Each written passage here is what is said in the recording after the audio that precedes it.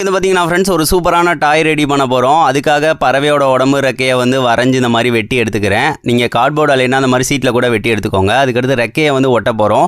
அதுக்காக இந்த மாதிரி டேப் வச்சு வந்து இந்த மாதிரி ஒட்டிக்கோங்க. 2 ரெக்கையும் இந்த மாதிரி வந்து ஒட்டி விட்டுக்கோங்க. ஃப்ரீயாக மூவ்மெண்ட் ஆகணும். அதுக்கடுத்து கட்டுக்கம்பியை வந்து நான் வளைக்கிற மாதிரி இந்த மாதிரி ஃபஸ்ட்டு வந்து வளைச்சி விட்டுட்டு கீழே வந்து பானை வடிவத்தில் இருக்கிற மாதிரி வச்சு விட்ருங்க. அதுக்கடுத்து சமமாக அந்த சைடு வந்து ஒரு ரவுண்டாக இருக்கிற மாதிரி வளைச்சி விட்டுறணும்.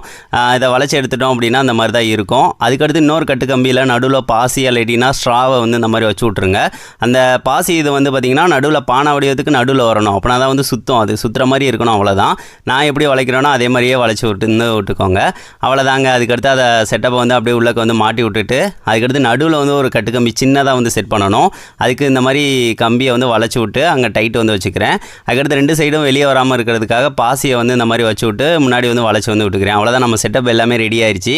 அதுக்கடுத்து பறவையை வந்து இந்த மாதிரி நடுவில் வந்து கார்ட்போர்டாக இருந்தால் எதுனாலும் இந்த மாதிரி குத்தி விட்டுட்டு 2 ரெக்கையை வந்து சைடாப்பில் வச்சு வந்து ஒட்டி வந்து விட்டுருங்க. சமமாக இருக்கிற மாதிரி மட்டும் பார்த்துக்கோங்க. அதுக்கடுத்து கீழே ஒரு தெர்மாக்கோலை வச்சு இந்த மாதிரி செட்டப்பை வந்து ரெடி பண்ணிக்கிட்டேன்.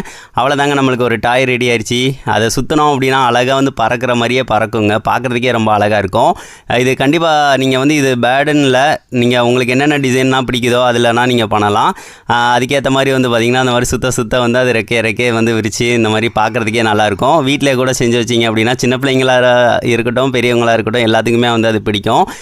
சின்ன பிள்ளைங்களுக்குமே இந்த மாதிரி செய்ய சொல்லித்தாங்க. அவங்களுக்கு கிரியேட்டிவிட்டி வந்து பார்த்திங்கன்னா அதிகரிக்கும். இது எப்படி இருக்குது அப்படின்னு சொல்லிட்டு மறக்காமல் கமெண்ட் பண்ணுங்கள் ஃப்ரெண்ட்ஸ். இதை கண்டிப்பாக செஞ்சு பார்த்துட்டு எப்படி இருக்குன்னு சொல்லுங்கள். அழகாக வந்து இருக்கும். ஒரு டெக்கரேஷன் கூட அழகாக வந்து வச்சுக்கலாம். இந்த வீடியோ வந்து பிடிச்சிருந்துச்சி அப்படின்னா மறக்காமல் ஒரு லைக் பண்ணுங்கள் ஃப்ரெண்ட்ஸ்.